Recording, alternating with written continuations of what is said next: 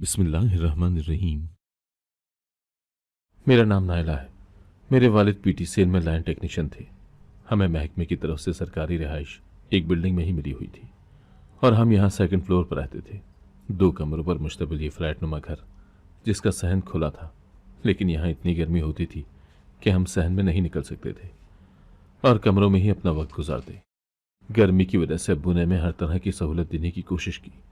यहाँ पर बिजली बहुत ज़्यादा जाती थी, इसलिए अब्बू ने हमें यूपीएस लगा कर दिया, लेकिन जब वो जल गया तो वो हमारे लिए जनरेटर ले आए, जिसकी वजह से हम यहाँ की शदीद गर्मी में लोड शेडिंग के दौरान एयर कूलर लगाकर अपना वक्त गुजारते। अब्बू जो भी तनख्वाह लाते वो लाकर अम्मी को दे देते और अम्मी भी निहायत समझदारी के साथ अपना वक्त गुजारती। मेरा कोई भाई नहीं था, हम बस 2 बहनें थी। मेरी बहन और मैं नज़दीकी स्कूल में पढ़ते थे। ये सरकारी स्कूल था और हम दोनों साथ जाते और साथ ही वापस आते। मैं पढ़ाई में बहुत ही संजीदा मिजाज थी, लेकिन मेरी बहन इससे बिल्कुल ही उलट थी। वो ना सिर्फ पढ़ाई में बल्कि घर के कामों में भी इंतहाई गैर संजीदा थी। मैं बस उससे 1 साल बड़ी थी, लेकिन ना तो वो मुझे बाजी कहती और ना ही इज्जत करती। अम्मी ने कई बार उसे इस बात पर टोका, लेकिन वो तो जैसे किसी का असर कबूल ही नहीं करती थी। हमारे दरमियान अक्सर बहुत छोटी छोटी बातों पर लड़ाई हो जाती, लेकिन हैरानकुन बात यह थी कि ऐसे मौके पर अम्मी उसकी साइड लेती और मुझे कभी डांट कर और कभी आराम से समझा देती कि ये तुमसे छोटी है, तुम ही कुछ ख्याल किया करो। और मैं ये छोटी की गर्दान सुनकर थक जाती और कई बार जब बात बर्दाश्त से बाहर हो जाती तो मैं कहती कि क्या मतलब है कि छोटी है तो हर वक्त बेइज्जती करती रहे। मैं कई बार अम्मी के इस मौके पर डट भी जाती तो अम्मी बगैर कुछ सोचे समझे मुझे ही जबान दराज का खिताब दे डालती। मुझे कुछ समझ नहीं आता था कि मैं अपना दिफा कैसे करूं। मैं अक्सर जिद हो जाती और अम्मी को समझाने की कोशिश करती रहती कि अम्मी जरा फरवा को भी देख लिया करें, लेकिन वो मुझे कहती कि मैं तुम्हें क्यों ना देखूं, पहले तुम बड़ी हो, तुम ही इंसानियत कर लिया करो। और मैं अम्मी की बातों पर कुढ़ कर रह जाती कि आखिर एक माँ इतनी सख्त कैसे हो सकती है कि उसका दिल एक के लिए तो नर्म हो जाता है, जबकि दूसरे के लिए इतना सख्त कि उसे सामने की बात भी नजर नहीं आती। मैं और फरवा एक ही स्कूल जाते थे और स्कूल से छुट्टी होने पर वो अपनी वैन पर जाने वाली सहेलियों के साथ जाकर बैठ जाती। मैं उसे मना भी करती कि वो तो अपनी वैन के इंतजार में बैठी है, तुम किस लिए उनके साथ बैठी इंतजार कर रही हो। तो वो मुझसे वहीं पर अपनी सहेलियों के सामने ही लड़ना शुरू हो जाती और कहती कि अगर तुम्हें इतना ही घर जाने का शौक है तो तुम अकेली घर चली जाओ, मेरा किस लिए इंतजार करती रहती हो।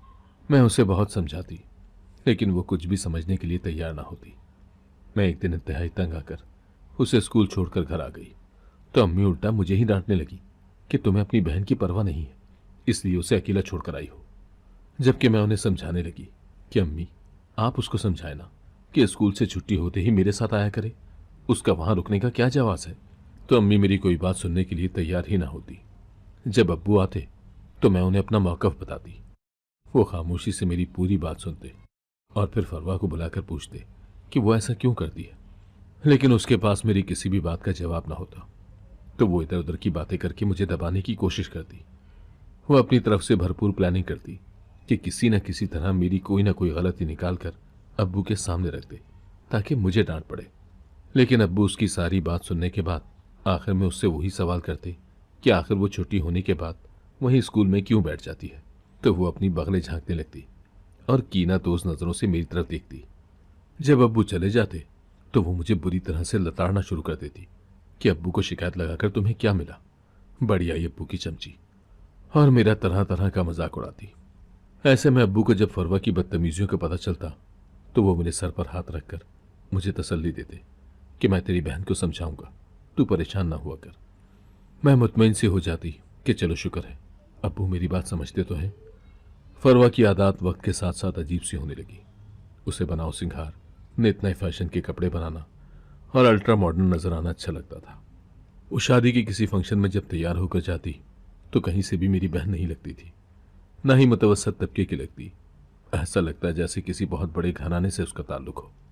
फंक्शन में आई हुई खवातीन की तो जैसे उस पर नजर ही जम जाती, और जब उन्हें पता चलता कि हम दोनों बहनें हैं तो वो हमारा ही मवाजना करती ना थकती। कुछ खवातीन फरवरा के चुलबुलेपन, फैशन सेंस को बहुत ही पसंद करती और मुझे भी उसकी तरह नजर आने के बारे में मुफ्त की सलाह देती कि जवां जहां लड़की हो तुम इतने फीके कलर क्यों पहनती हो। फरवा को देखो, कितने ब्राइट कलर चूज करती है। उसका मेकअप देखो, कितनी एक्सपर्ट है वो इसमें। तो ऐसे में मैं खामखा अपने आप को किसी कटहरे में खड़ा महसूस करती। मुझे अपना हल्का फुल्का किया हुआ मेकअप और सादा कपड़े चुभने लगते, बल्कि वो पूरा माहौल जिसमें मैं मौजूद होती, मुझे ऐसा लगता जैसे मैं ही इस माहौल में बस अनफिट हूं और कई आंखें हैं जो मुझे बस घूरे ही चली जा रही हैं।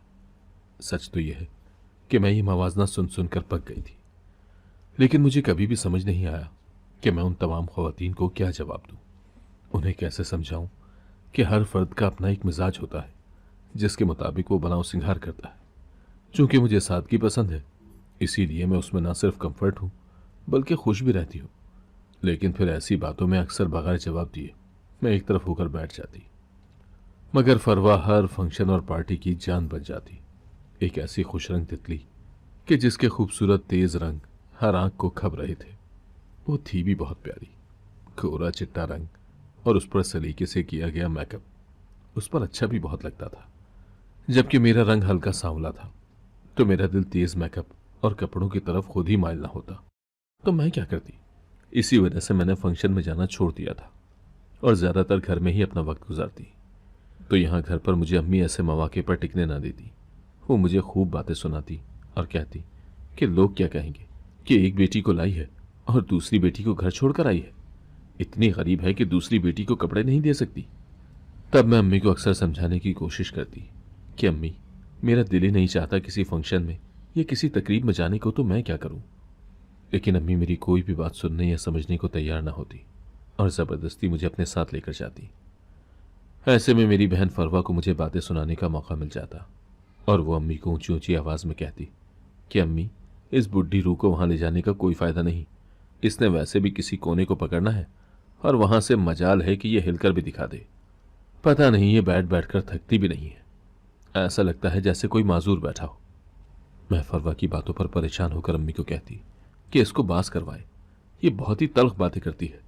तो अम्मी भी उसकी हमनवा बनकर उसकी साइड लेते हुए कहती, हाँ ठीक ही तो कहती है, तुम भी किसी बूढ़ों की तरह बस एक जगह पर जाकर बैठ जाती हो। बस एक लाठी की कमी है, अगर वो भी तुम्हें दे दी जाए तो पक्की पक्की बुढ़ी लगोगी। लड़कियां बालियां ही तो फंक्शन की जान होती हैं, गाती हैं, बजाती हैं, इसलिए फंक्शन उनकी वजह से खूबसूरत लगते हैं। और एक तुम हो कि खुदा जाने तुम्हें क्या रोग ऐसे मौके पर लग जाते हैं। अम्मी की बातें सुनकर मैं अपना दिल महसूस कर रह जाती कि अब उन्हें मजीद क्या कहूं, और भरे दिल के साथ ना चाहते हुए भी उनके साथ जाने के लिए तैयार हो जाती। वक्त गुजरता रहा और हम दोनों ने ही मैट्रिक कर लिया और फिर हम दोनों एक ही कॉलेज में जाने लगे। कॉलेज जाते ही फरवा को तो जैसे पढ़ लग गए, वो मजीद फैशनेबल हो गई और पूरी तैयार शैयार होकर वो कॉलेज पहुंचती। यहां तक तो ठीक था, लेकिन मुझे बड़ी हैरत होती कि जब वो कॉलेज से निकलने लगती तो लिपस्टिक तेज कर लेती, काजल, मस्कारा और ब्रश फिर से फ्रेश करके जब मेरे साथ निकलती तो मुझे उसे देखकर बड़ी हैरत होती कि वो सिर्फ अपने लिबास की वजह से स्टूडेंट दिखाई देती है, वरना मेकअप और लुक की वजह से वो कहीं से भी स्टूडेंट न लगती थी। ऐसा लगता है जैसे कोई नई नई लेक्चरर इस कॉलेज से निकल कर जा रही हो। छुट्टी के टाइम गेट पर बहुत से लड़के खड़े होते जो अपनी बहनों को लेने के लिए आए होते, या फिर वालिद जो अपनी अपनी गाड़ियों में अपनी बेटियों का इंतजार करने के लिए वहां खड़े होते। लेकिन जाने क्यों मुझे ऐसा लगता था कि जब भी पूरे कॉलेज में से हम निकलते तो हम पर बहुत सारी नजरें ठहर सी जाती। मैं तो बाहर निकलते हुए फिर भी नकाब करती थी, लेकिन वो नकाब तो रहा एक तरफ, ढंग से चादर भी ना करती थी, बल्कि एक छोटा सा दुपट्टा अपने सर पर ओढ़ा होता था। वो भी बाहर आकर उसके सर से जब उतर जाता तो वो उसे सर पर लेने की कोशिश ही नहीं करती थी और ऐसे ही उन सब मर्दों के दरमियान से गुजर कर चलती जाती। मैंने कई बार बड़ी बहन होने के नाते उसे इस बात पर टोका कि कम से कम तुम घर से निकलती हो तो चादर बड़ी ले लिया करो, या फिर अगर तुम दुपट्टा ही लेती हो तो उसे अपने सर से उतरने न दिया करो। देखो, यहाँ कितने ही मर्द गेट पर मौजूद खड़े होते हैं, वो तुम्हें देखते हैं, ये तो कितनी बुरी बात है। औरत को बाहर निकलते हुए जीनत वाजे करने से अल्लाह ताला ने मना किया हुआ है, क्योंकि जीनत सिर्फ उसके शौहर के लिए होनी चाहिए, ना महरम के लिए नहीं। एक तो अल्लाह नाराज होता है और दूसरा कई गलत नजरें भी तुम पर उठती हैं। लेकिन वो मेरी बहुत सारी बातें अपने एक कान में डालती और दूसरे से निकाल बाहर करती। मैंने इस सिलसिले में अम्मी को भी जब बताया तो अम्मी ने भी कोई खास एक्शन ना लिया, बल्कि सच तो यह है कि वो अम्मी की भी कोई बात नहीं सुनती थी। तो मैंने भी कोशिश करके उसे अब टोकना छोड़ दिया था कि मुझे भी बार बार अपनी बेइज्जती कराने का कोई शौक नहीं था। कॉलेज में हमारी तालीम सख्त हो गई थी, इसीलिए मैं रात गए तक पढ़ती रहती और देर से सोती थी। लेकिन एक दिन मेरी तबीयत कुछ ठीक नहीं थी, इसीलिए मैं रात का खाना खाकर जल्दी सो गई और सोचा यही था कि सुबह सवेरे उठूंगी और स्टडी कर लूंगी। आधी रात को अचानक शदीद गर्मी में मेरी आंख खुल गई और प्यास की वजह से मेरे हलक में कांटे चुभने लगे। तो मैं उठकर बैठ गई। मैंने अपने बेड के साइड टेबल पर देखा तो वहां पर पानी का जग खाली पड़ा हुआ था। मैंने फरवा को आवाज दी कि वो जाकर पानी ले आए, लेकिन मेरे 2-3 बार आवाज देने पर भी वो टस से मस न हुई। तो मैं खुद ही जग लेकर उठ खड़ी हो गई। कमरे में 0 वॉट का बल्ब जल रहा था, लेकिन बरामदे में अंधेरा था। कमरे की खिड़की से निकलने वाली रोशनी बरामदे में आ रही थी। तो मैं दबे पांव आहिस्ता आहिस्ता किचन की तरफ बढ़ने लगी। अचानक मुझे सहन के कोने में हल्के से हंसने की आवाज सुनाई दी। मेरा तो डर के मारे तुर्रा ही निकल गया। ये हंसी तो फरवा की थी। मैंने अंधेरे में आंखें फाड़ फाड़ कर देखने की कोशिश की। मोबाइल स्क्रीन लाइट में फरवा की शक्ल वाज़ेह हुई। तो मैंने सोचा, फिर अंदर कमरे में कौन लेटा हुआ है। मैं शशोपंज में पड़ गई। मैंने जग का गिलास किचन के शेल्फ पर रखा और दबे कदमों कमरे में गई तो फरवा मुझे सोती हुई नजर आई। या खुदा, ये क्या माजरा है। चूंकि मुकम्मल सन्नाटा था, इसीलिए मुझे एक बार फिर फरवा की दबी दबी हंसने की आवाज आई। तो मैंने फरवा के बेड पर पड़ी हुई चादर उठाई। ये देखकर मेरी हैरत की इंतहा न रही कि चादर के नीचे 3-4 तकिए रखे हुए थे और उन तकियों के ऊपर चादर इस अंदाज में डाली गई थी कि जैसे कोई यहां पर सो रहा हो। मैंने फौरन कमरे की लाइट ऑन की और बाहर निकल आई। फिर मैंने बरामदे की लाइट जूं ही ऑन की तो फरवा भागते हुए बरामदे में आई। उसके पैरों में कोई जूती भी नहीं थी। उसके सर के बाल भी खुले हुए थे। उसके हाथों में मोबाइल था जिसे वो अपने पीछे छुपाने की नामुमकिन सी कोशिश कर रही थी। लाइट क्यों जला रही हो, अम्मी जाग जाएंगी। वो बदहवास सी होकर बरामदे की लाइट का स्विच ऑफ करके कमरे की तरफ बढ़ी तो मैं भी उसके पीछे पीछे आई। तुम्हारे हाथ में ये मोबाइल कैसा है। उसने मेरे सामने मोबाइल तकिए के नीचे छुपा लिया और फिर आंखें दिखाते हुए मुझे कहने लगी, मेरे पास कोई मोबाइल नहीं है। मुझे उसकी हठधर्मी पर बहुत गुस्सा आया तो मैंने गुस्से से तकिया उठाकर जमीन पर दे मारा और फिर मोबाइल की तरफ इशारा करके पूछा, ये क्या है। तो वो बजाय डरने या खौफजदा होने के मेरी आंखों में आंखें डालकर कहने लगी, ये मेरा है, तुम्हें कोई मसला है। मुझे उसकी बात पर शदीद गुस्सा आया और मैंने कहा, यह मोबाइल तुम्हें किसने दिया है। तो कहने लगी, ये मेरी दोस्त का है, कुछ दिनों के लिए मैंने लिया है, फिर वापस कर दूंगी। तुम्हारी कौन सी दोस्त इतनी अमीर है जो तुम्हें इस तरह के मोबाइल देगी। मैं तुम्हारी सब दोस्तों को जानती हूं, उनके पास कभी भी मैंने मोबाइल नहीं देखा। और सबसे बड़ी बात यह है कि अगर उनके पास मोबाइल होगा भी तो वो तुम्हें क्यों देंगे। तुम्हें वैसे पुलिस में भर्ती होना चाहिए, बाल की खाल उतारना तो कोई तुमसे सीखे। फिर वो बात पलटते हुए बोली, अरे भाई, मेरी दोस्त की सालगिरह थी, मैंने उसे एक गिफ्ट दिया था।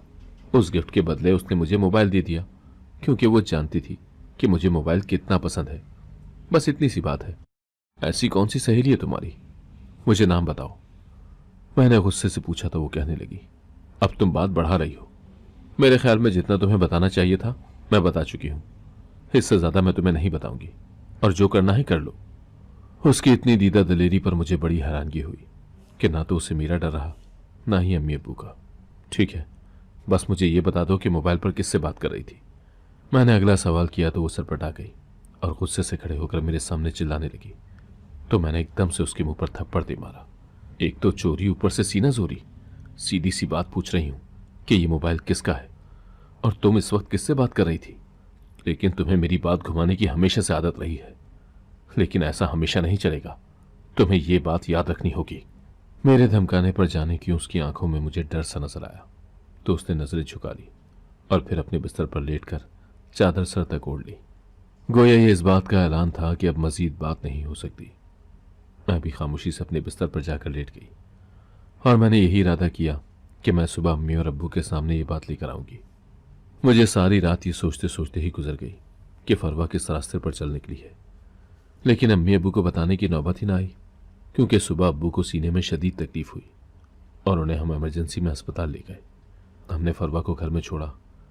मैं और अम्मी अब्बू को लेकर अस्पताल चले गए। अब्बू को हॉस्पिटल में एडमिट कर दिया गया। मैं और अम्मी इस दौरान घर और अस्पताल के चक्कर लगाने लगे, लेकिन रात को मैं और अम्मी घर आ जाते। एक रात घर आते आते हम लेट हो गए, तो जो ही हम घर के दरवाजे पर पहुंचे और दस्तक दी, तो अंदर से जैसे हड़बड़ाने की आवाज़ें आने लगी, जैसे कोई उछलकर भागा हो। अम्मी ने परेशान नज़रों से मुझे देखा तो मैं भी परेशान हो गई। अचानक दरवाज़ा खुला और उसमें से एक लड़का तेजी से बाहर निकला। मैं और अम्मी इस कदर शौक में चले गए कि काटो तो बदन में लहू नहीं। मैं तेजी से उसके पीछे लपकी तो अम्मी ने मुझे आगे बढ़ने से रोक दिया। फिर उनके चेहरे पर गुस्सा बढ़ने लगा। अम्मी और मैं आगे पीछे तेजी से घर के अंदर दाखिल हुए। सामने ही फरवा अपनी उंगलियां मरोड़ते हुए नजर आई, तो अम्मी ने दबी दबी आवाज में उससे पूछा, ये कौन था? तो फरवा इंतहाई परेशानी के साथ हकलाते हुए बोली, ये बाजी का पूछने आया था। मेरा? मैं सर पटाते हुए उसकी तरफ बढ़ी, और तुमने दरवाजा खोलकर अंदर बुलाकर उसको क्यों जवाब दिया? तुम बाहर से भी तो जवाब दे सकती थी। मैं उसके झूठ पर जिराह करते हुए बोली, दरअसल उसने कहा था कि तुमने बुलवाया है, तो मैंने इसलिए उसे अंदर आने का कह दिया। वो थूक निकलते हुए अटकते अटकते बोली। तो मैंने उसके मुंह पर जोरदार थप्पड़ दे मारा और फिर अम्मी की तरफ मुड़ते हुए कहा, अम्मी ये झूठ बोल रही है, अपने गुनाहों पर पर्दा डाल रही है। अब ये खुद को बचाने के लिए मुझ पर ऐसे घटिया इल्जाम लगाएगी, मैं ये सोच भी नहीं सकती थी। लेकिन हस्बे आदत अम्मी ने मुझे शक भरी नजरों से देखा तो मुझे लगा जैसे मैं जिंदा जमीन में उतर गई हूं। अम्मी इसके पास मोबाइल है, मैं आपको कल रात ही बताने वाली थी, लेकिन आप और अब्बू सो गए थे। मैं अम्मी के पास जाकर खड़ी हो गई और उन्हें बताने लगी, लेकिन उनका चेहरा और आंखें देखकर मुझे ऐसा लगा था जैसे वो तो मेरी कोई बात सुन ही नहीं रही, बस मुझे टुकर टुकर देखे चली जा रही है। अम्मी रात को ये छुपकर न जाने किससे मोबाइल पर बात कर रही थी। मैंने खुद इसका मोबाइल पकड़ा है। अब ये इसी बात का इंतकाम मुझसे ले रही है, और अभी आपने खुद इसे रंगे हाथों पकड़ लिया। नहीं नहीं अम्मी, ये झूठ बोलती है, बकती है, मेरे पास कोई मोबाइल नहीं है। मैं फौरन कमरे में गई और पूरा कमरा छान मारा, लेकिन मुझे मोबाइल ना मिला। मैं कमरे के बीचों बीच अपना सर पकड़कर खड़ी थी कि आखिर मोबाइल कहाँ गया। अगर वो होता तो मैं अम्मी को सबूत दिखाती। अम्मी रोबोट की तरह चलते हुए कमरे में मेरे पीछे आन खड़ी हुई। मैं जो ही उनकी तरफ मुड़ी, उन्होंने मुझे गुस्से से थप्पड़ मार दिया और बगैर कुछ कहे वो कमरे से बाहर निकल आई। मेरी माँ को मुझ पर मुकम्मल खुली आंखें और फरवा पर बंद आंखों ने बिलाकर ये दिन दिखाया कि जब अब्बू ठीक होकर घर आए तो अम्मी ने न जाने उनके कानों में क्या बात डाली कि मेरी झटपट शादी ही कर डाली। मैं अम्मी को रोकती रह गई कि मुझ पर लगा इल्ज़ाम तो साबित हो जाने थे, लेकिन मेरी एक भी न सुनी गई और शादी के बाद मुझसे हर ताल्लुक तोड़ लिया। मैंने भी सब्र कर लिया और अल्लाह के सामने अपनी अर्जी पेश कर दी कि मुझे इंसाफ दिलाए। शादी के बाद मेरा हर दिन खुद पर लगे इल्ज़ाम तले बेचैन गुजरने लगा। खावंद अच्छे थे, मगर एक बात बेहद अजीब लगी कि वो एक रात मेरे पास गुजारते और अगली रात ऑफिस में होते। मेरे पूछने पर वो ये बताते कि काम ज़्यादा है, तो मैं हैरान रह जाती कि ऐसा कौन सा ऑफिस है जहाँ इस कदर काम का बोझ हो कि वर्कर को रात वहाँ गुजारनी पड़ जाए। खैर, मैं सारा सारा दिन घर में अकेले बोर होती रहती, तो मैंने दोबारा अपनी पढ़ाई का सिलसिला शुरू कर दिया और वक्त गुजरने के साथ साथ एमए कर लिया और मुख्तलिफ जगह पर जॉब के लिए अप्लाई कर दिया। जब मुझे बैंक में जॉब मिली तो अगले ही दिन मेरे शौहर का एक्सीडेंट हो गया और वो कोमे में चले गए। इस दौरान मैंने अम्मी से रब्ता किया, लेकिन वो मेरी इतनी बड़ी तकलीफ को सुनकर भी ना आई, तो मैं रो दी। जॉब छोड़ी नहीं जा सकती थी क्योंकि खावंद प्राइवेट नौकरी करते थे। उस जॉब में पेंशन या बीमारी अलाउंस भी नहीं था, लिहाजा मेरी जॉब इस बुरे वक्त में आखिरी सहारा थी। लेकिन घर, बीमार खावंद और जॉब को एक साथ मैनेज करना भी आसान ना था, तो मैंने एक नर्स रख ली। लेकिन मैं जब भी घर जाती तो नर्स मेरे कपड़े पहनकर तैयार होकर शौहर के पास बैठी होती, जबकि मेरा शौहर बेहोश होता। मैं बहुत गुस्सा करती। एक दिन गुस्से से नर्स को निकालने लगी कि अचानक मेरे हाथ से फाइल गिर गई। जो ही मैं फाइल को उठाने के लिए नीचे झुकी तो मेरी नज़र उस वक्त बेड के नीचे से झांकती एक चीज पर पड़ी तो जान निकल गई। एक छोटा सा बच्चा, बमुश्किल 2 माह का होगा, वो बेड के नीचे कपड़े में लिपटा नजर आया। तो फाइल छोड़कर मैंने फौरन बेड के नीचे से उस बच्चे को बाहर निकाला। उस पर नजर पड़ते ही जैसे मेरा दिल मुट्ठी में आ गया। वो सो रहा था और बेइंतहा खूबसूरत था। मैंने पलटकर नर्स की तरफ देखा तो उसके चेहरे पर हवाइयां उड़ने लगी। ये कौन है? मुआहिदे की रूह से तुमने खुद को कंवारा जाहिर किया था, अब ये क्या है? किसका बच्चा है? और ड्यूटी के दौरान तुम इसे लेकर यहां क्यों बैठी हो? कहीं ये हराम की औलाद तो नहीं। मेरी बात पर वो बुरी तरह रोने लगी और मुझे कहा, बाजी मुझे गाली न दे, ऐसी कोई बात नहीं है। इस बच्चे के बाप कोई और नहीं बल्कि आपके शौहर हैं और मैं इनकी पहली बीवी हूँ। मेरे शौहर को आपके वालिद ने ही जॉब दिलवाई थी। वो आपके वालिद के बहुत एहसानमंद थे। लिहाजा जब आपके वालिद ने मेरे शौहर को आपसे शादी के बारे में इसरार किया तो मेरे शौहर इनकार न कर सके। हालांकि मेरे शौहर ने अपनी पहली शादी का हवाला भी आपके वालिद को दिया था, लेकिन आपके वालिद ने कहा कि हमें कोई एतराज़ नहीं है। मेरे शौहर जानते थे कि आपको उनकी पहली शादी का इल्म नहीं है। वो आपको कोई दुख नहीं देना चाहते थे, इसीलिए उन्होंने आपसे अपनी पहली शादी छुपा ली। लेकिन जब मुझे अपने शौहर की बीमारी का पता चला तो मैं नर्स के तौर पर आपके सामने आई। मेरे शौहर मुझसे बहुत मोहब्बत करते थे, हमेशा मुझे सजने संवरने का कहते थे, तो मैं ये सजना संवरना और परफ्यूम इसलिए लगाती रही कि शायद उन पर कोई अच्छा असर पड़े और ये ठीक हो जाए। वो अपनी बात ख़त्म करके रोने लगी तो मैं ये सोचते हुए सकते में आ गई कि गोया मैंने उनके हक पर डाका डाला। एक हंसता बसता घराना मेरी वजह से दो हिस्सों में बंट गया। मैं अपने वालिदैन के लिए इतना बड़ा बोझ बन गई कि उन्होंने ये भी न देखा कि वो किसी का घर तोड़ने के साथ साथ मुझे भी दूसरों की नज़रों में इतना हल्का कर रहे हैं कि मैं सर उठाकर जीने के काबिल ही न रही। क्या इस दुनिया में बगैर कसूर के भी सज़ा मिलती है? मैं बिलक बिलक कर रोती तो वो मेरी तरफ खौफजदा नज़रों से देखने लगी। बाजी आप मत रोए, मैं अभी यहाँ से चली जाती हूँ। मेरे शौहर की पहली बीवी इस कदर मासूम थी कि अपना हक छोड़ने पर तैयार थी। मैंने डरकर उससे माफ़ी मांगी और उसे अपने गले लगाया तो वो भी रोने लगी। हम दोनों के रोने को सुनकर अचानक मेरे शौहर के जिस्म में हलचल सी मची और उनकी आंखों के पपोटे हरकत करने लगे। तो मैंने फौरन मोहल्ले वालों को जमा किया क्योंकि मेरे खावंद को होश आ रहा था। इसीलिए मैंने फौरन उन्हें हॉस्पिटल पहुंचाने का सोचा। एम्बुलेंस में मेरे शौहर को मुकम्मल होश आ गया और वो हम दोनों के चेहरों को देखकर घबरा गए। तो मैंने एकदम से उन्हें तसल्ली देते हुए कहा, आपको फिक्रमंद होने की ज़रूरत नहीं है। आयशा मेरी बहनों जैसी है, मैं इसे अपना सौतन नहीं समझती। मेरी बात सुनकर मेरे शौहर ने सुख का सांस भरा और अपनी बीवी आयशा की तरफ देखने लगे। उन दोनों का बच्चा मेरी गोद में था तो मुझे ऐसा लगा जैसे मेरी सूनी गोद को एकदम से करार आ गया हो। ज़रूरी चेकअप के बाद मैं अपने शौहर को घर ले आई। वो अब काफ़ी बेहतर थे। आयशा ने मुझे घर की तरफ से बहुत सुख दिया। घर साफ सुथरा होता। मैं जब घर में दाखिल होती तो वो बाकायदा मुझे पानी पिलाती और फिर खाना खिलाती। मेरे शौहर ने नज़दीकी मार्केट में एक मोबाइल की शॉप खोल ली और उन्होंने मुझे कहा कि मैं चाहूँ तो जॉब छोड़ सकती हूँ, लेकिन मैंने जॉब नहीं छोड़ी। तो उन्होंने भी दोबारा इसरार नहीं किया। वक्त गुजरता रहा और उड़ते उड़ते मुझे ये खबर मिली कि फरवा किसी के साथ भाग गई है और इस बात पर अब्बू को हार्ट अटैक हुआ है। मुझसे न रहा गया, मैं उन्हें देखने के लिए चली गई। मुझे देखकर अम्मी और अब्बू दोनों ही रोने लगे और मुझसे माफ़ी मांगने लगे। मैं बेचैन होकर उनकी तरफ देखने लगी तो अम्मी ने मुझसे कहा कि मैं हमेशा से ही गलत थी, जिसका नतीजा भुगत रही हूँ। फरवा को मैंने कभी रोक टोक नहीं की और अब देखो वो हम पर कैसी कालक मलकर घर से भागी है। ये वही लड़का था जो उस रात घर आया था और फरवा ने तुम पर इल्ज़ाम लगा दिया, लेकिन उस लड़के के साथ फरवा भागी। हमने मोबाइल का डाटा निकलवाया तो पता चला कि उनके दरमियान तो 3 सालों से राब्ते थे। फरवा का कुछ पता चला अम्मी? वो अब कहाँ है? मैंने अम्मी की बात सुनकर दुखी लहजे में उनसे पूछा। वो अब घर आ गई है बेटा। नकदी और जेवर सब कुछ उस लड़के ने हथिया लिया और खुद भाग गया, उन्होंने रोते हुए मुझे जवाब दिया। तो आपने फरवा को फिर भी कबूल कर लिया?